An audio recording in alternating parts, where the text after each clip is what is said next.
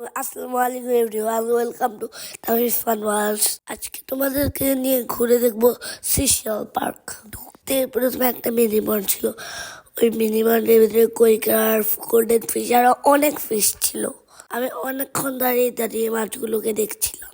এরপর আমরা সব ফ্রেন্ডরা মিলে চলে গেলাম বিভিন্ন রাইডস এনজয় করতে।